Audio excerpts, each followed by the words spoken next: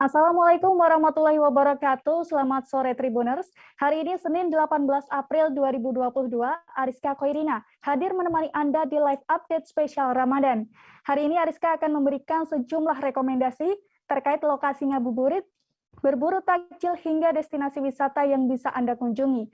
Tentunya akan disampaikan secara langsung bersama sejumlah reporter kami yang ada di berbagai daerah. Inilah live update spesial Ramadan selengkapnya. Informasi pertama, ada Festival Ramadan 2022 di lapangan Sakura Kota Batu di Kabupaten Bogor yang diserbu ribuan warga. Di festival ini, Tribuners bisa menjumpai puluhan tenan pakaian hingga makanan. Selain itu ada pula komedi putar dan berbagai wahana permain lainnya. Festival ini baru digelar pada hari Minggu 27 April hingga 1 bulan ke depan. Untuk mengetahui kemeriahan festival ini, kita sudah terhubung bersama Reynaldi dari Tribun Bogor. Silahkan Reynaldi. Iya, baik Ariska. Jadi Festival Ramadan 2022 ini digelar di lapangan Sakura yang tepatnya di Jalan Kapten Yusuf di Desa Kota Batu, Kecamatan Ciomas, Kabupaten Bogor, Jawa Barat.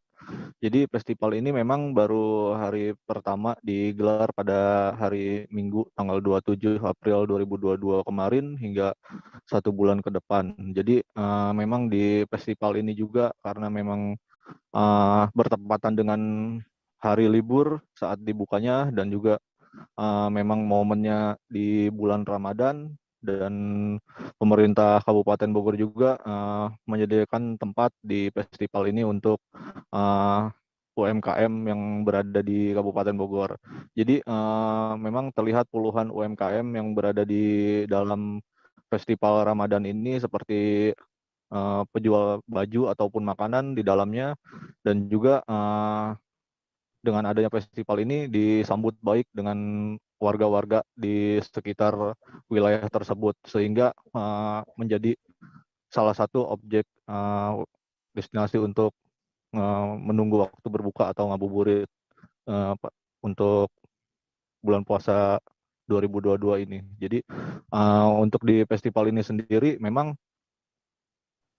banyak wahana. Selain banyaknya tenan-tenan yang ada di festival, ada juga wahana-wahana seperti komedi putar ataupun kuda-kudaan seperti itu yang biasa terdapat di pasar malam. Jadi festival ini sendiri memang sudah dibuka dari pukul 15.00 sampai malam hingga pukul 22.00 waktu Indonesia bagian Barat. Jadi memang setelah berbuka puasa juga banyak warga yang memang datang mengunjungi ke festival ini tersebut pada malam hari. Jadi untuk wahananya sendiri di festival ini setiap warga dipatok dengan harga 15.000 untuk per wahananya.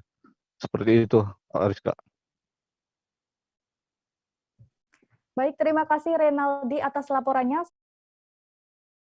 Tribuners, selanjutnya Ariska akan ajak Anda untuk berwisata religi di Kota Bogor. Di kota ini ada masjid atau hirin yang megah dan menarik untuk dikunjungi. Masjid yang diresmikan pada tahun 2010 ini dulunya dirancang oleh seorang arsitek asal Maroko. Masjid ini didominasi dengan warna biru di seluruh bagiannya, dan di bagian gerbang masjid ada 2 menara yang menjulang tinggi. Sementara di bagian dalam, masjid ini memiliki ukuran yang sangat luas. Untuk melihat lebih detail kemegahan masjid, kita sudah terhubung bersama Amar dari Tribun Bogor. Silahkan Amar. Baik, terima kasih rekan Ariska. Ya, di Bogor ini terdapat masjid yang sangat ikonik ya, dengan warna birunya yang sangat mencolok. Masjid itu bernama Masjid At-Tohirin yang berada di Jalan Raya Ciawi, Sukabumi, Kecamatan Bogor Selatan, Kota Bogor. Nah, bagi Tribuners yang berkunjung ke Bogor bisa berkunjung ke Masjid Bir At-Tohirin ini, tepatnya jalur menuju Bogor Sukabumi. Nah, warna bangunan ini seluruh bagiannya didominasi dengan warna biru. Nah, kemudian masjid ini juga diresmikan pada tahun 2010. Masjid ini juga bisa disebut dengan Masjid Biru SBY karena kedekatan pemilik masjid dengan mantan Presiden Susilo Bambang Yudhoyono. Nah, di depan masjid ini terdapat dua menara yang menjulang sangat tinggi yang terlihat dari Jalan Raya Ciawi Sukabumi. Kemudian di sisi kanannya juga terdapat beduk yang diameternya cukup besar, kurang lebih 100 sampai 120 cm. Nah, bagian dalam masjid ini terlihat sangat luas karena pada lantai 2 masjid ini hanya mengelilingi bagian dalam masjid saja. Jadi para pengunjung yang masuk dalam masjid ini sangat luas ketika melihat ke bagian dalam masjid. Nah, kemudian di bagian atasnya juga terdapat ukiran berwarna coklat dengan ukirannya berwarna emas yang jadi perpaduan yang sangat bagus ya. Kemudian di bagian tengah yang di dalam kubah itu ada terlihat seperti motif batik berwarna hijau yang dipadukan dengan kaligrafi Al-Quran.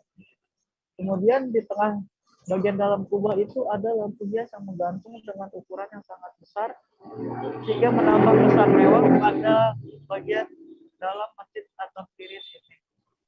Kemudian pada bagian depan altarnya itu yang berwarna biru dan kemudian di sisi kanannya terdapat mimbar yang posisinya lebih tinggi dari lantai masjid. Kemudian menurut muadzin masjid Agus Supiyatna di Masjid Biru At-Tahirin ini dirancang oleh arsitek asal Maroko. Dan warna biru ini juga dipilih karena sang pemilik masjid ini yaitu Haji Haris Thohir sangat menyukai warna biru, maka dipilihlah warna masjid ini dengan warna biru dan diberi nama Masjid Biru At-Tafirin. Sekian, terima kasih Ariska. Baik, terima kasih Amar atas informasinya. Selamat bertugas kembali. Kita menuju ke Makassar, Tribuners. Di Makassar ada Masjid Raya Makassar yang mampu menampung hingga 10.000 jamaah Tribuners. Selain bangunannya yang megah dan luas, masjid ini juga memiliki Al-Quran raksasa yang menjadi daya tarik masyarakat. Ukuran Al-Quran ini mencapai 1 meter kali 1,5 meter.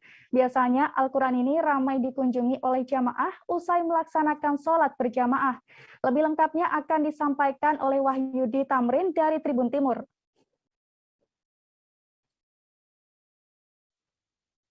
Ya, baik Ariska dan Tribuners dimanapun berada, dapat kami laporkan bahwa salah satu masjid tertua dan terbesar di Kota Makassar adalah Masjid Raya yang berlokasi di Jalan Masjid Raya, Kecamatan Bontoala, Kota Makassar. Nah, masjid ini dibangun pada tahun 1949 dan mampu menampung hingga 10.000 jamaah dengan kemegahan yang dimiliki. Nah, selain dari kemegahan tersebut, di masjid ini juga terdapat salah satu ikonik, yaitu Al-Quran berukuran raksasa yang banyak menarik perhatian pengunjung. Jadi Al-Quran ini berukuran 1 meter dikali 1,5 meter yang berada di lantai 2 masjid ini. Sehingga ini menjadi hal yang unik bagi masyarakat yang ada di Kota Makassar. Karena sangat jarang, bahkan dari informasi yang dihimpun di Indonesia Timur baru satu ini masjid ataupun Al-Quran besar yang berada di Indonesia Timur. Nah, Al-Quran ini sama pada umumnya Al-Quran pada umumnya, yaitu memiliki 6.666 ayat, juga 114 surah dan terdiri dari 30 juz. Sementara Al-Quran yang berada di Masjid Raya Makassar ini juga memiliki 605 lembar. Sehingga total berat dari Al-Quran ini yaitu 584 kg. Al-Quran ini merupakan sumbangan dari founder Bosowa yaitu Aqsa Mahmud yang disumbangkan pada tahun 2009. Nah, Al-Quran ini dipesan khusus dari Wonosobo di Pulau Jawa. Nah, pembuat dari Al-Quran ini yaitu Kiai Haji Ahmad Fakih Al-Muntaha yang dipesan khusus oleh Aqsa Mahmud. Nah, Al-Quran ini yang berada di lantai 2 masjid tersebut juga bingkai dalam sebuah kaca, sehingga para pengunjung atau yang datang melihat langsung Al-Quran ini tidak memegang langsung, sehingga untuk menghindari terjadinya kerusakan pada Al-Quran tersebut. Nah, Al-Quran ini juga sangat ramai dikunjungi, baik itu saat pagi hari, apalagi menjelang berbuka puasa juga ramai dikunjungi oleh masyarakat. Mereka berfoto dan selfie di Al-Quran ini. Baik, demikian Ariska yang dapat kami laporkan dari Makassar. Baik, terima kasih Wahyudi atas informasinya. Selamat bertugas kembali. Selanjutnya, Ariska akan memberikan rekomendasi lokasi ngabuburit di Kendari, Sulawesi Tenggara. Di Kendari, Tribuners, ada Masjid Raya Al-Kausar Kendari yang dulunya merupakan sebuah rawa-rawa. Namun setelah dibangun menjadi masjid dan mengalami beberapa kali perbaikan, kini terlihat cantik dan megah. Nah, bagi Anda yang masih bingung menentukan lokasi ngabuburit, Tribuners bisa datang ke masjid ini. Di sini Tribuners bisa bersuah foto dengan latar megahnya bangunan masjid. Untuk melihat lebih detail bangunan Masjid Al-Kausar, sudah ada Husni Husain dari Tribun News Sultra yang akan memberikan informasinya untuk Anda.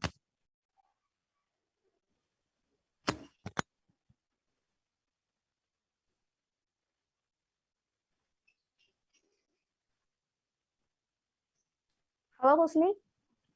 Ya, halo, rekan Aika. Silakan informasinya.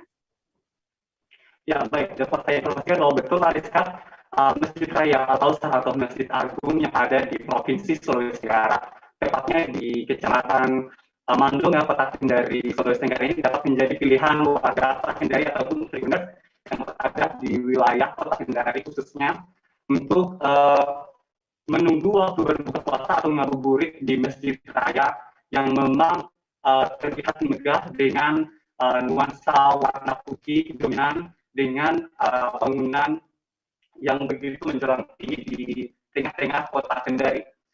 Nah, apa saja yang disuguhkan saat kita mengunjungi saat kita berada di Masjid Raya atau Kota Kendari ini ialah pemandangan dari atas bukit, kemudian memang dari panitia masjid juga telah membuka lahan hijau bagi warga Kota Kendari yang ingin menghabiskan waktu berbuka puasa selama bulan suci Ramadan di Masjid Agung Al-Kausar ini. Nah, bukan hanya itu, bagi warga Kota Kendari juga tidak perlu khawatir karena memang di Masjid Raya Al-Kausar ini telah disediakan oleh panitia masjid 1.000 hidangan menu buka puasa yang bisa disantap bersama saat buka bersama tiba. Nah, tidak perlu khawatir tentunya bila azan maghrib berkumandang menandakan waktu sholat maghrib akan tiba. Karena memang Masjid Raya ini dapat menampung 3.000 lebih jamaah yang ingin menunaikan sholat berjamaah di Masjid Raya. Demikian rekan Ariska yang dapat saya informasikan. Baik, terima kasih Husni dari Tribun News Sultra. Dan Tribuners, tadi Husni juga sempat berbincang dengan seorang pengunjung yang bernama Zubair. Berikut liputannya untuk Anda. Sering ke Masjid Raya Al-Kausar? Ya, saya sering mengunjungi Masjid Raya Al-Kausar ketika menjelang berbuka puasa. Karena rumah saya agak jauh dari masjid, jadi kalian buka bersama dan menunaikan sholat maghrib. Oke, di Masjid Raya Al-Kausar ya. Berarti sering di selama bulan suci Ramadan ini? Ya, untuk selama bulan suci Ramadan saya sering mendatangi Masjid Al-Kausar. Oke. Nah, kenapa tuh di Masjid Raya, bukan di masjid-masjid yang lain atau di tempat-tempat yang spotnya juga tidak kalah bagus? Mengingatkan bukan hanya Masjid Raya yang kalau dibilang untuk menu buka puasa gratis ya. Wajib bagi orang yang memakai selain ramai orangnya, saya orangnya kalau sunyi malas gitu. Oh. Saya carinya ramai, destinasinya bagus juga, tempat foto juga bagus di sini. Oke, mantap. Selanjutnya, Ariska akan ajak Tribuners untuk berburu takjil di halaman Stadion Orom Sangalangit, Kabupaten Bangka. Lokasi tersebut pertama kalinya dijadikan tempat berjualan menu buka puasa. Di tempat ini ada beraneka ragam menu makanan buka puasa, baik makanan daerah maupun menu modern yang dibanderol dengan harga terjangkau. Lebih lengkapnya akan disampaikan oleh Dedi Marjaya dari Bangka Pos. Silahkan, Dedi. Ya, selamat sore Ariska. Bahwa saya laporkan bahwa di lokasi di halaman Stadion Orom Sungaliat Kabupaten Bangka ini mulai tahun ini dijadikan tempat pasar takjil menu berbuka puasa bagi masyarakat.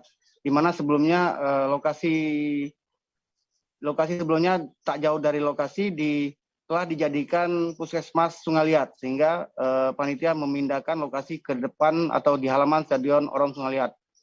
Di sini di Kota Sungai Liat pasar berbuka puasa ini cukup ramai dan teramai di antara sejumlah titik lokasi berburu makanan takjil lainnya. Sebab di sini juga harga yang ditawarkan sangat-sangat terjangkau dengan mulai dari harga Rp1.000 per itemnya, per kuenya dan lain sebagainya.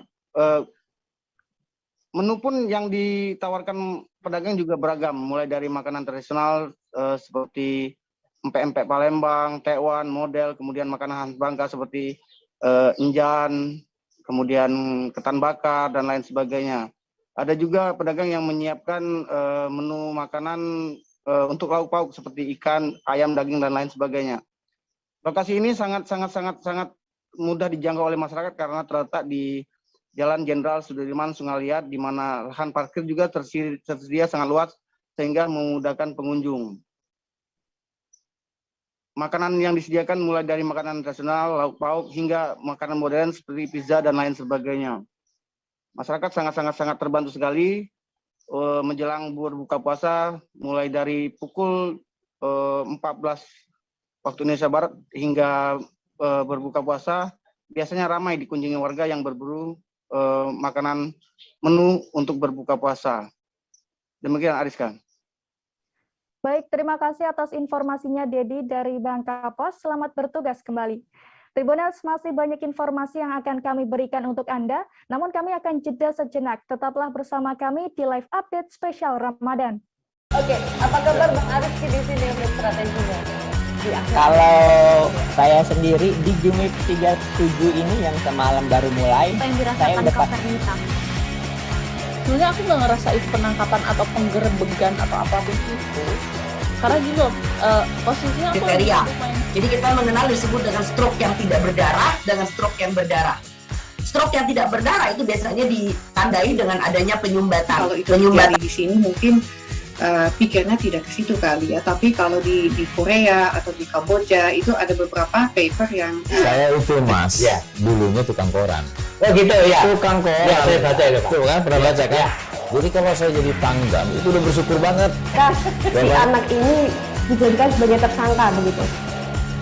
Ya, kalau ini kita bicara yang di luar kasus Situbondo ya. Dengan nama hujan shower, di mana terdapat batas jelas antara daerah hujan dan tidak hujan yang biasanya terjadi pada fase awal mature stage atau tahap berbahaya itu Kang. Jadi mulai artinya terjadinya perlembekan. Nah itu untuk penetrasi akan sulit. Gitu ya. Dok, saya ini menurut saya memang tidak mudah, bukan urusan tanah diambil. Kalau misalnya Amerika Serikat sekarang, Rasulullah mengatakan dalam sebuah hadis bahwa berpuasa di 6 hari Syawal itu. Oke, apa kabar Bang Ariski di sini untuk strateginya? Kalau saya sendiri di Jumip 37 ini yang semalam baru mulai, saya udah sebenarnya aku nggak ngerasa itu penangkapan atau penggerebegan atau apapun itu, karena gini loh, posisinya kriteria.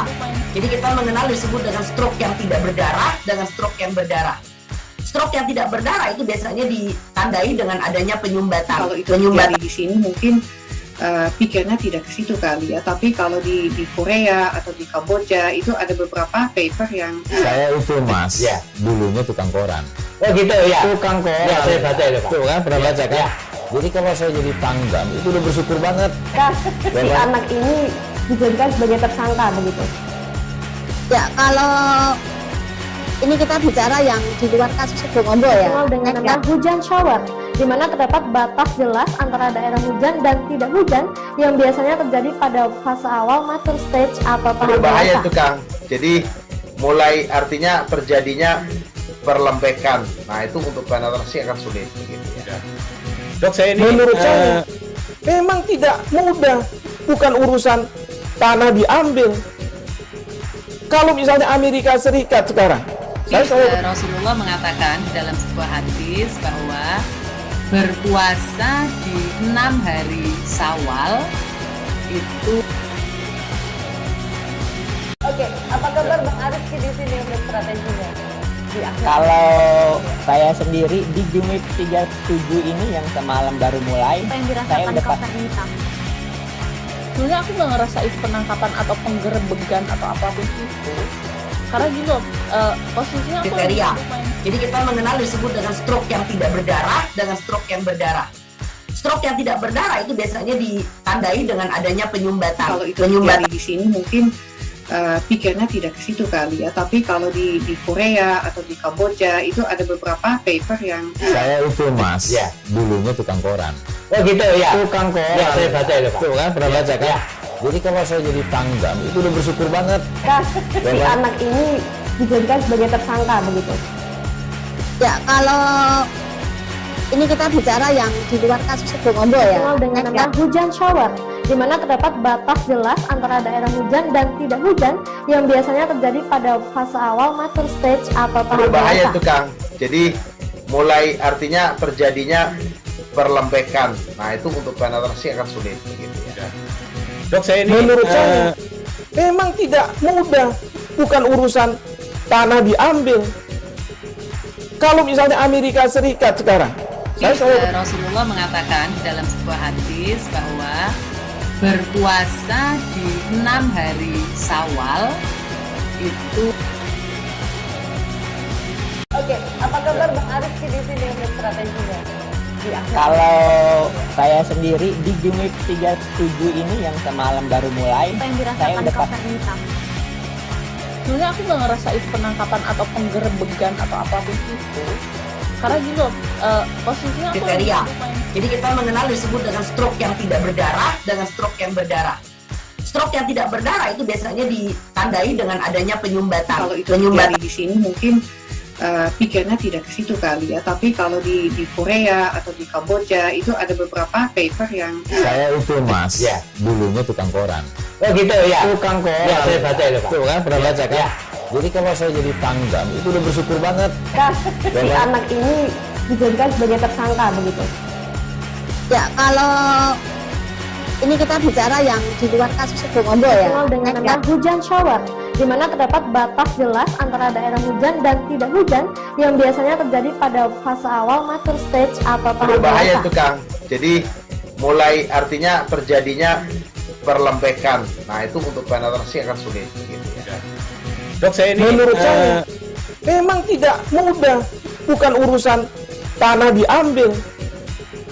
Kalau misalnya Amerika Serikat sekarang, Rasulullah mengatakan dalam sebuah hadis bahwa berpuasa di 6 hari Syawal itu. Oke, apa kabar Bang Ariski di sini untuk strateginya? Kalau saya sendiri di Jumip 37 ini yang semalam baru mulai, saya udah sebenarnya aku nggak ngerasa itu penangkapan atau penggerebegan atau apapun itu, karena gini loh, posisinya aku kriteria. Jadi kita mengenal disebut dengan stroke yang tidak berdarah dengan stroke yang berdarah. Stroke yang tidak berdarah itu biasanya ditandai dengan adanya penyumbatan. Kalau itu terjadi di sini mungkin pikirnya tidak ke situ kali ya, tapi kalau di Korea atau di Kamboja itu ada beberapa paper yang saya itu mas, ya dulunya tukang koran. Oh gitu ya, Tukang koran. ya saya baca itu Pak. Tuh kan pernah baca kan? Ya. Jadi kalau saya jadi tanggam itu udah bersyukur banget. Si anak ini dijadikan sebagai tersangka begitu. Ya, kalau ini kita bicara yang di luar kasus Sebongombo ya, dengan nama hujan shower, di mana terdapat batas jelas antara daerah hujan dan tidak hujan yang biasanya terjadi pada fase awal mature stage atau tahap berbahaya dewasa. itu Kang. Jadi mulai artinya terjadinya perlembekan. Nah itu untuk penetrasi akan sulit gitu ya. Dok, saya ini menurut saya memang tidak mudah, bukan urusan tanah diambil. Kalau misalnya Amerika Serikat sekarang, Rasulullah mengatakan dalam sebuah hadis bahwa berpuasa di 6 hari Syawal itu. Oke, apa kabar Bang Ariski di sini untuk strateginya? di akhir. Kalau saya sendiri di Gumip 37 ini yang semalam baru mulai, Apa yang saya dirasakan udah Kak Fernita? Sebenarnya aku nggak ngerasain penangkapan atau penggerebekan atau apapun itu. Karena gini loh, posisinya aku Kriteria. Jadi kita mengenal disebut dengan stroke yang tidak berdarah dengan stroke yang berdarah. Stroke yang tidak berdarah itu biasanya ditandai. Terima kasih Tribuners, Anda masih bersama Ariska di live update spesial Ramadan. Informasi selanjutnya ada rekomendasi lokasi berbuka puasa di Kota Pringsewu, yakni di Lesehan De Kunil 2 di Jalan Ahmad Yani, Sidoarjo. Restoran ini memiliki tempat yang luas dan nyaman ala restoran. Ada beragam menu di restoran ini yang bisa Tribuners nikmati. Namun yang paling favorit ada olahan seafood dan ikan bumbu asam manis saus Padang. Seperti apa kenikmatan menu ini akan dijelaskan oleh Agustina Suryati dari Tribun Lampung. Baik, terima kasih rekan Ariska. Jadi untuk Tribuners yang ada di Kabupaten Pringsewu, ada satu rekomendasi tempat berbuka puasa, itu namanya Lesehan De Kunil 2, yang letaknya ada di Jalan Ahmad Yani, Sidoarjo, Kota Pringsewu. Jadi spesialnya di Lesehan De Kunil ini, selain juga seperti yang tadi disebutkan oleh Ariska tadi, karena tempatnya luas, jadi cocok untuk Tribuners yang ingin berbuka puasa bersama keluarga, karena di sana ada beberapa spot tempat makan. Ya, jadi ada spotnya seperti lesehan di dalamnya, lalu ada juga spot tempat makan outdoor di halaman dan juga di bagian teras. Di sana muat sekira 60 sampai 70 orang ya. Jadi untuk di bagian dalam dan juga untuk di bagian depan itu bisa muat sekira 30 orang. Jadi Tribuners bisa kalau mampir di Lesehan De Kunil, di sana anak juga bisa leluasa di sana. Jadi tidak perlu khawatir berhimpitan ya. Di sana juga ada beberapa saung yang lebih privat lagi apabila Tribuners ingin space yang lebih privasi lagi sifatnya. Dan juga di sana ada wahana seperti ayunan untuk menghibur anak-anak apabila Tribuners juga mengajak anak-anak di sana. Jadi selain itu, Lesehan De Kunil ini terkenal dengan menunya yang pas di lidah, terutama menu bumbu asam manis saus Padangnya di sana. Jadi cukup terkenal sebelumnya di daerah Kecamatan Sukoharjo. Setelah itu De Kunil 2 ini baru saja buka 2 bulan yang lalu di Jalan Ahmad Yani Sidoarjo di situ. Sebelumnya memang sudah terkenal dengan menu saus asam manis saus Padangnya Tribuners. Dan di sana terlihat guramennya itu saat dicicipi punya cita rasa yang khas dan perpaduan asam dan manis yang cukup berimbang ya. Jadi rasanya tidak over dan itu sangat cocok di lidah ya. Jadi rasanya itu rekomendasi banget dan pedasnya juga tidak terlalu pedas, bisa dinikmati dan bisa di-request saja untuk takaran kepedasannya. Dan bumbunya juga, balurannya juga terlihat melimpah ya untuk guramenya, dan juga tekstur dagingnya itu juga sangat lembut ya.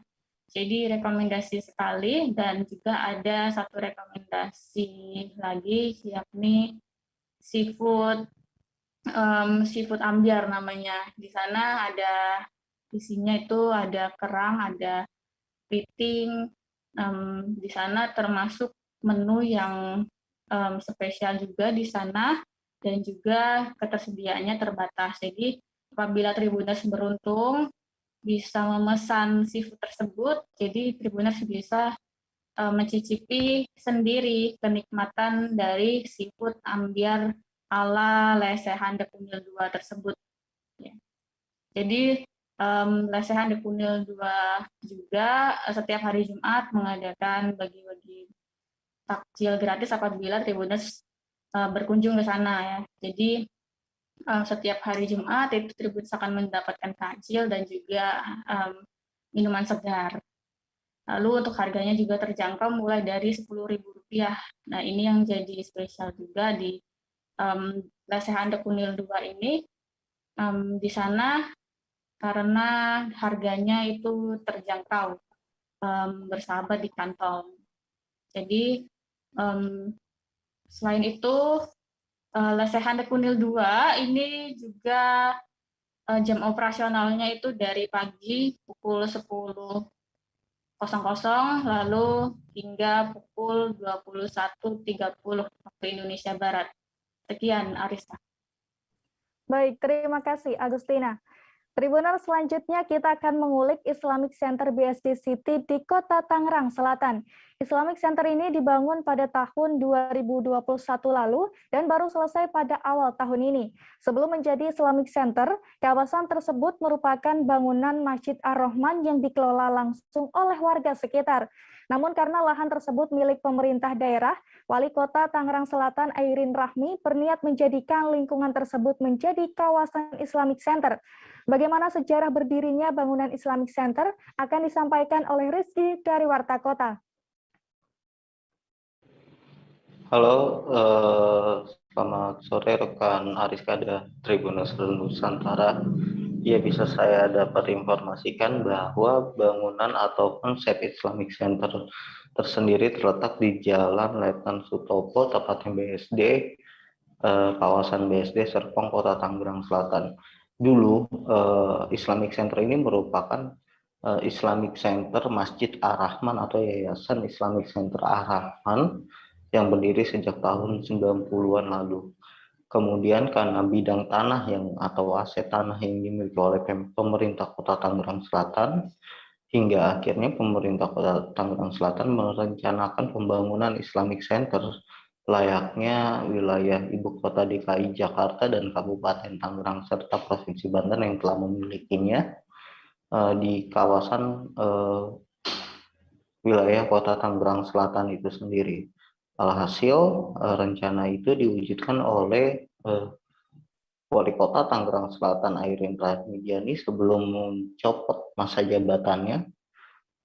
Airin meminta warga kesediaan dari Yayasan Masjid Ar-Rahman untuk dibongkar bangunannya dan disulap menjadi Islamic Center, yakni Islamic Center Kota Tangerang Selatan. Namun rencana tersebut sempat tersendat yang dilakukan pada tahun 2019 lalu hingga baru terwujud di tahun 2020 kemarin dikarenakan pandemi COVID-19 Kota Tangerang Selatan. Hasilnya gedung Islamic Center itu berdiri di atas luas tanah 6.450 meter persegi dengan 2 lantainya dan kini sudah dapat dinikmati oleh para masyarakat yang mengunjungi ataupun sengaja beribadah di lokasi tersebut. Rencananya memang gedung ini akan dijadikan pusat perbudayaan Islam di Kota Tangerang Selatan oleh pemerintah Kota Tangerang Selatan. Itulah rencana atau sejarah berdirinya Islamic Center ini. Lalu bagaimana dengan konsep bangunan yang didesain atau sengaja dilakukan oleh pengembang dan pihak pemerintah Kota Tangerang Selatan dalam membangun Islamic Center ini.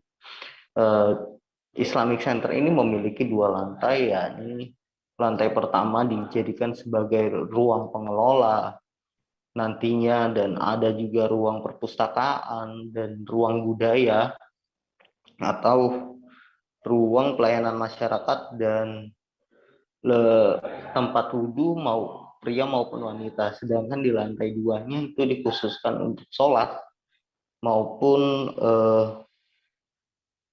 arsip audio dan gudang serta para mimbar dari pembawa khotbah atau pembawa penceramah. Nah, kapasitas jamaah yang bisa ditampung di masjid tersebut yaitu 1.600 jamaah dalam satu waktu.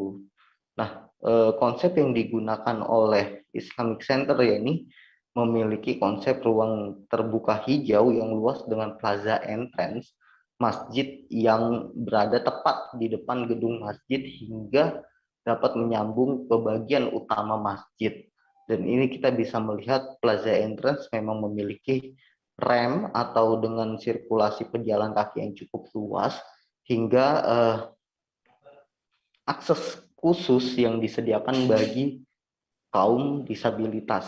Jadi bagi teman-teman yang kaum disabilitas nggak usah takut nih, walaupun sholatnya di lantai 2, gedung atau pihak pengelola telah menyiapkan bagian untuk akses menuju lantai 2 bagi penyandang disabilitas.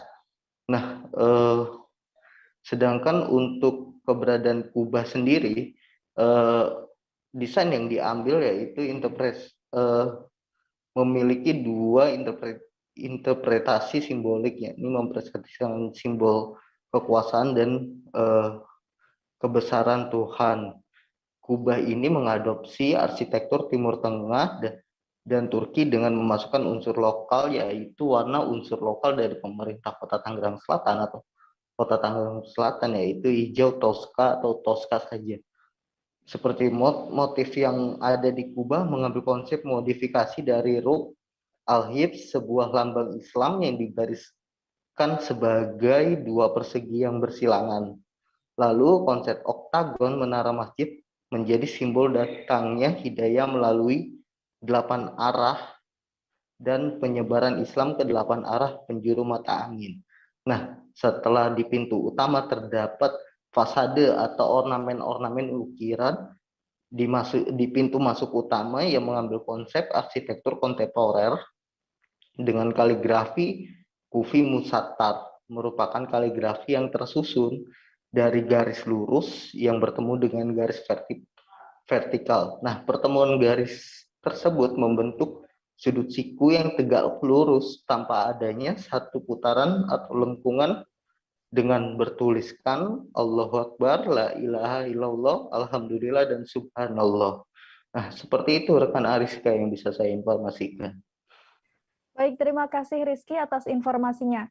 Dan Tribuners, tadi Rizky juga sempat berbincang dengan Ketua Yayasan Islamic Center Ar-Rahman, Jamaluddin Nasution. Berikut ini liputannya.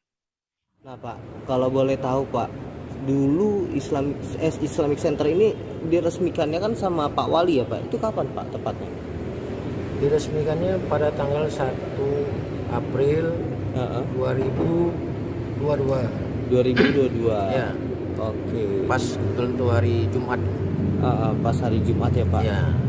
Nah Pak, setahu saya Pak, setelah peresmian itu Pak, sebelumnya apa sih bangunan Islamic Center ini? Oh, bangunannya sebelumnya adanya Islamic Center ini adalah masjid. Terus dulu di sini ada jalan pemisah masjid dengan gedung aula. Gedung aula itu bisa digunakan sebagai gedung serbaguna dan ada dulu sekolahan di sana. Sekolahan TK sampai SD. Nah, itu belakangan karena adanya keinginan dari pihak wali kota, tepatnya Ibu Haji Airin dulu sebagai wali kota, ingin membangun Islamic Center untuk kelas Tangerang Selatan. Kita diajak berembuk lah dulu dari pihak DKM Ar-Rahman dulu namanya, masih di sini, diajak berembuk berunding untuk boleh apa tidak dibangun Islamic Center di sini. Setelah ada kesepakatan bahwa dari pihak wali kota ingin membangun, tentu kita dengan senang hati ingin dibangunkan masjid besar seperti ini, ya, sekelas Islamic Center yang seperti apa yang kita lihat sekarang ini. Tapi waktu itu rencana Ibu sudah ada di 2017. Ternyata waktu sudah mau pelaksanaan eksekusinya, katakan membangun di 2020. Tribuners, di Solo ada Masjid Agung Surakarta yang menjadi saksi penyebaran agama Islam di Solo. Masjid yang dibangun pada tahun 1765 hingga 1768 oleh Pakubuwono II ini tak lepas dari pengaruh perpindahan Keraton Kartasura ke Surakarta. Adapun bangunan Masjid Agung Surakarta ini mengusung arsitektur Jawa kuno dan mirip masjid di Demak. Seperti apa kemegahan masjid ini akan digambarkan oleh Ratna dari Tribun Travel. Silahkan Ratna. Ya, terima kasih rekan Ariska. Jadi Masjid Agung Surakarta ini merupakan salah satu masjid yang menjadi saksi penyebaran agama Islam di Kota Solo. Masjid ini dibangun oleh Pakubuwono II pada tahun 1765 sampai 1768. Selain itu juga Masjid Agung Solo menjadi salah satu tempat wisata religi dan cagar budaya yang dilindungi oleh undang-undang. Masjid ini berdiri di atas lahan seluas 1 hektar dan mampu menampung 2.000 jemaah. Lokasi dari Masjid Agung Surakarta ini berada di Jalan Masjid Besar 1, Pasar Kliwon, Kota Solo, Jawa Tengah. Lokasinya ini sangat dekat dengan Pasar Klewer, tepatnya ada di sebelah utara Pasar Klewer dan berada di sebelah barat dari alun-alun Kota Solo.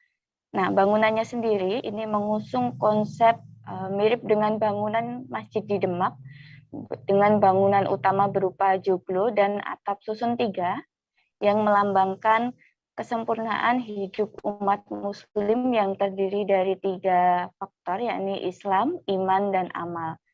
Masjid ini juga mengusung arsitektur Jawa kuno yang terlihat dari beberapa pilar bangunan yang terbuat dari kayu dan dihiasi dengan lampu kristal yang menambah kemegahan dari Masjid Agung Surakarta sendiri. Nah, selain itu, daya tarik dari Masjid Agung Surakarta ini terdapat pada jam istiwa, yakni jam yang digunakan sebagai penanda waktu datangnya salat. Jam istiwa ini memanfaatkan sinar matahari dengan bentuk cekungan dan jarum yang menghadap ke utara dan selatan. Jadi menggunakan sinar matahari, jarumnya ini nanti akan membentuk bayangan yang menunjukkan apakah sudah waktunya untuk salat duhur, asar, ataupun maghrib.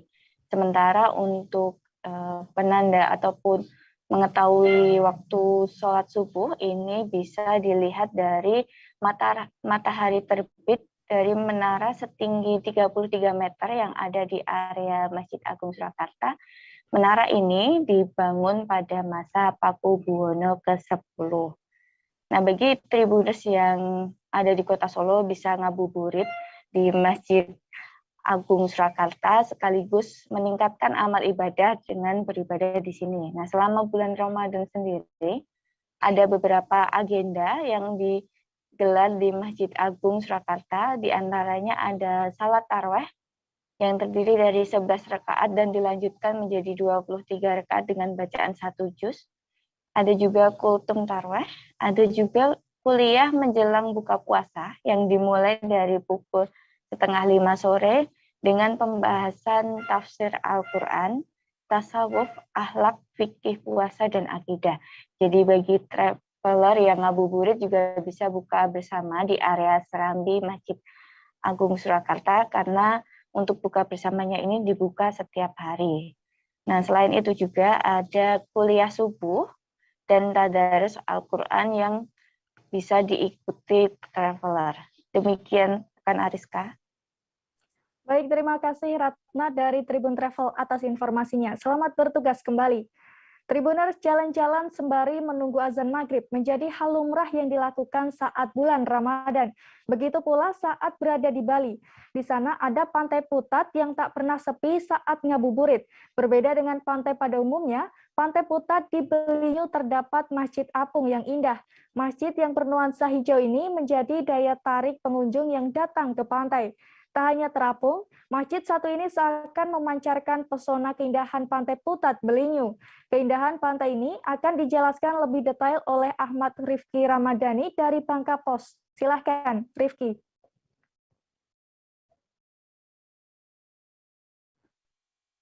Baik, terima kasih rekan Ariska dan Tribuners semua. Jalan-jalan sore menjelang azan maghrib memang menjadi hal lumrah yang dilakukan saat bulan puasa.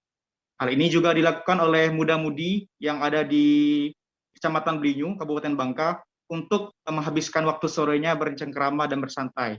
Nah, satu di antara tempat yang paling banyak dikunjungi di Kecamatan Belinyu yakni Pantai Putat. Nah, Pantai Putat ini tak pernah dikenal sepi oleh masyarakat sekitar karena memang semenjak bulan puasa ini kunjungan di Pantai Putat ini sangat meningkat. Karena apa? Karena pemandangannya yang sangat bagus, kemudian menawarkan batu granit, pemandangan batu granitnya, dan suasana matahari terbenamnya. Nah, jika pada umumnya pantai-pantai di Bangka ini terkenal hanya dengan panorama alamnya, berbeda dengan pantai satu ini, Tribuners. Kenapa? Karena di pantai ini ada satu masjid terapung yang membuat daya tarik wisatawan semakin bertambah. Nah, bahkan sebelum ada masjid ini, wisatawan juga sudah banyak. Tetapi sejak dibangunnya masjid terapung ini pada pertengahan tahun 2021 lalu, tingkat pengunjung yang berwisatawan ke sini itu semakin bertambah. Karena apa? Karena masjid terapung yang ada di Pantai Putat Belinyu ini merupakan satu-satunya masjid terapung yang berada di pantai yang di Provinsi Bangka Belitung. Tentu ini menjadi wisata yang sangat menarik. Selain dekat dengan wisata alam, wisata ini juga bisa menjadi salah satu destinasi wisata religi yang tentu belum ada lainnya di Provinsi Bangka Belitung. Nah, selain Masjid Terapung juga, di sini dari pengelola juga sudah menyiapkan beberapa tempat atau gazebo untuk berkunjung bercengkrama dengan keluarga seperti itu. Nah, untuk mengunjungi Masjid Terapung yang ada di Pantai Putat ini sendiri, ada satu jembatan kokoh yang bisa dilewati Tribuners semua dengan yang berwarna putih, karena yang menghubungkan antara Pantai Putat dengan Masjid Terapung ini. Nah, selain itu juga di samping Masjid Terapung atau yang berada di sekitarnya terdapat beberapa pepohonan bakau, kemudian aktivitas nelayan juga yang tentu memanjakan mata. Hal ini sangat direkomendasikan bagi Tribuners semua jika ingin mengunjungi pantai yang unik atau yang berbeda dari pantai umumnya yang ada di Bangka Belitung. Karena memang Bangka Belitung ini identik dengan negara kepulauan, tentunya banyak pantai. Tapi ini Pantai Putat ini sangat berbeda daripada umumnya, seperti itu. Kemudian berdasarkan penuturan dari pengelola setempat bahwa kunjungan di Pantai Putat Belinyu semenjak Ramadan khususnya pada sore hari saat ngabuburit itu mengalami peningkatan yang cukup drastis. Karena apa? Karena di pantai ini masyarakat selain menunggu waktu berbuka puasa, mereka juga akan menikmati keindahan matahari terbenam. Karena memang di sini salah satu spot atau titik yang sangat dekat sekali atau bisa dengan jelas sekali kita melihat bagaimana indahnya matahari terbenam. Kemudian letaknya juga tidak jauh dari pelabuhan, sehingga tentu banyak sekali aktivitas lalu lalang kapal, sehingga membuat kita akan terpesona dengan berbagai keindahan Pantai Putat, terlebih sejak dibangunnya Masjid Terapung tersebut. Nah, tidak mahal-mahal, pengunjung ataupun wisatawan yang ingin berkunjung ke sini tidak dikenakan tarif sepeser pun, hanya saja dikenakan tarif parkir. Untuk motor sekitar 2.000, kemudian untuk mobil sekitar Rp5.000. Dan jika untuk menyewa gazebo juga mengeluarkan biaya sekitar kurang lebih Rp25.000 hingga Rp50.000 saja. Tentu ini biaya sangat tidak terlalu menguras kantong. Karena apa? Karena dengan biaya seperti itu Anda sudah dapat menikmati sejuta kenikmatan yang ada di Pantai Putat Belinyu sendiri. Nah, degradasi warna masjid yang berwarna hijau, kemudian warna jembatannya yang putih sangat cocok atau sangat memancarkan keindahan sekali ketika ada sunset datang seperti itu. Nah, tentu ini akan menjadi pilihan yang baik untuk Tribuners jika ingin berwisata dengan alam, kemudian tidak melupakan juga destinasi wisata religi seperti itu. Demikian rekan Ariska. Baik, terima kasih atas laporan Anda. Selamat bertugas kembali. Informasi terakhir, Tribuners, ada rekomendasi wisata religi di Rangas Timur Majene. Di sana ada Masjid Nurul Azizil Hakim yang mendapatkan julukan Masjid Ka'bah. Saat dilihat, memang masjid ini memiliki bentuk kubus dan dinding berwarna hitam yang sangat mirip dengan Ka'bah. Bahkan, ada tulisan kaligrafi Arab berwarna emas yang mengelilingi dinding masjid. Untuk melihat kemegahan masjid ini, kita sudah terhubung bersama Mas Jin dari Tribun Sulbar. Ya, Ariska dan Tribuners, memang di Kabupaten Majene, Sulawesi Barat ini terdapat masjid unik. Nah, masjid tersebut terdapat di Kelurahan Rangas Timur, Kecamatan Banggai, Kabupaten Majene, Sulawesi Barat. Nah, keunikan masjid ini yang diberi nama Masjid Nurul Azizil Hakim ini seperti yang dikatakan Ariska tadi, dari bentuknya yang menyerupai Ka'bah di Mekah. Nah, jadi ketika Tribuners berkunjung ke masjid ini, Tribuners akan melihat bangunan berbentuk kubus berwarna hitam lengkap dengan tulisan kaligrafi yang mengelilingi Ka'bah. Warnanya sendiri itu dominan hitam dan untuk tulisan kaligrafinya sendiri berwarna emas. Sehingga juga ditambah dengan dekorasi berupa kain kiswah yang menutupi Ka'bah hingga memberikan kesan yang begitu kuat gitu. Dan juga buat Tribuners yang berkunjung, kesan Ka'bah akan semakin dirasakan ketika Tribuners mulai memasuki halaman masjid. Karena di halaman masjid ini terdapat replika batu Hajar Aswad di sudut atau di sisi di mana pintu gerbang atau pintu pagar saat memasuki Masjid Nurul Azizil Hakim ini. Dan juga Tribuners untuk di dalam masjid sendiri, ini bisa dilihat bahwa di dekorasinya itu lebih dominan kayu, yang mana seperti dilihat dari ukiran-ukiran kaligrafi 3 dimensi yang dipajang, khususnya di bagian depan masjid tersebut. Juga terdapat replika tasbih raksasa yang berada di atas atau di depan mimbar. Juga dekorasi tambahan yang makin memberi kesan megah dan mewah di masjid ini adalah adanya lampu hias yang cukup besar yang berada di depan, maksudnya tepat di tengah di bagian masjid tersebut. Dan masjid yang memiliki 2 lantai ini, meskipun bentuknya menyerupai Ka'bah, namun tetap difungsikan sebagaimana masjid pada umumnya, yakni untuk melakukan ibadah salat 5 waktu. Dan juga untuk di selama bulan Ramadan ini Masjid Ka'bah ini juga menyiapkan menu buka puasa bagi para jemaat yang datang ke masjid ini. Dan juga untuk Tribuners, masjid ini juga telah menjadi objek wisata religi di Rangas Majene.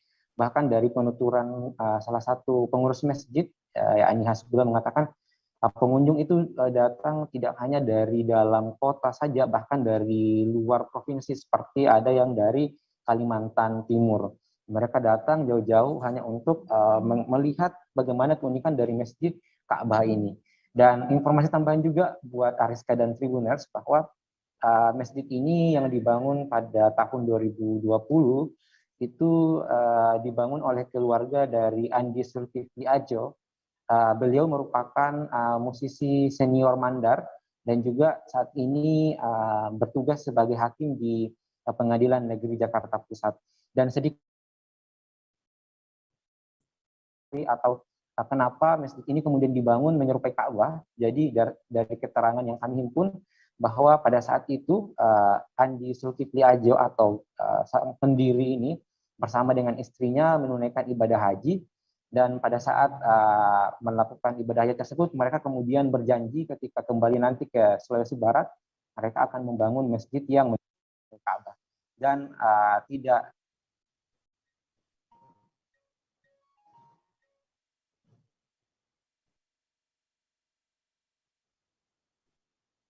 ya, kami lanjut Tribuners, dan saat kembali ke Indonesia, kemudian berselang sekitar 7 tahun sembari mengumpulkan dana.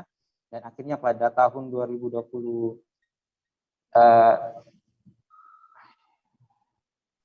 tahun 2021 akhirnya masjid ini diresmikan. Seperti itu, Ariska. Baik, terima kasih Mas Din atas rekomendasi dan informasinya. Selamat bertugas kembali. Tribuners, informasi tersebut sekaligus mengakhiri perjumpaan kita pada live update spesial Ramadan kali ini. Nantikan informasi lainnya hanya di Tribun News. Dan selamat menunaikan ibadah puasa bagi yang menjalankannya. Saya Rizka Khairina beserta segenap kru yang bertugas pamit undur diri. Terima kasih dan wassalamualaikum warahmatullahi wabarakatuh. Jangan lupa like, subscribe, dan share ya.